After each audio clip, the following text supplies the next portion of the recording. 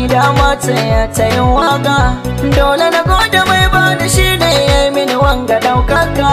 Da na sha wuya sosai, na sha wahala cikin harka, na yi kamar na yau hauka, amma yanzu kwana huta.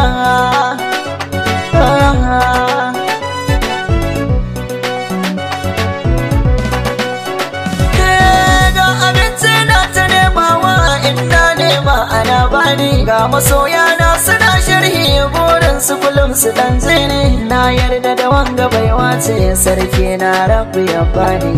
Waka dai sana'a ce, a jikina wasu sun huta.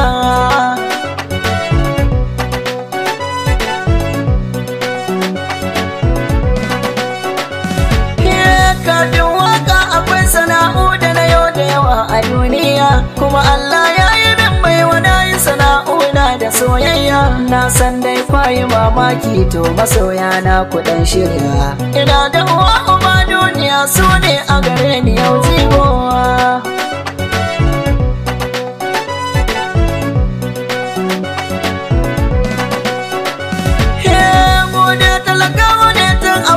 Amma da rufin asirinmu, na taso na yi firamare cikin abokai na wa ƙauyenmu. Sannan na yau sakwandiri can wani sashi ne mabotanmu. Kun ji iya karatu na, hakan ne na ga cancanta.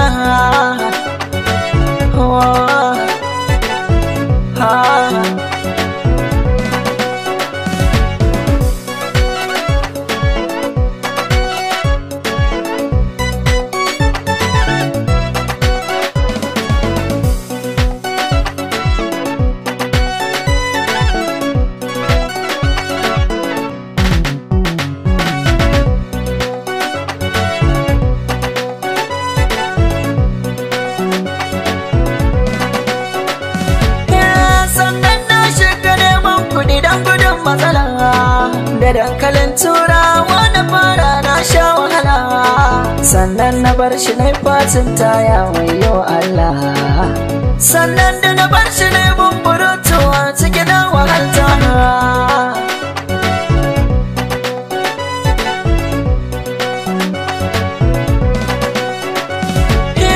Bayan nan na yi kafinta, kujeru tsab na gyaggyara.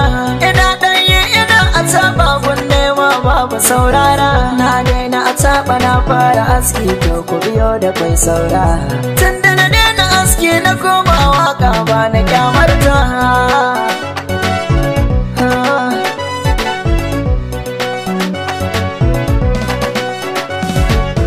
Na fara wasu na zagi, wasu ko a gare ni sai suka.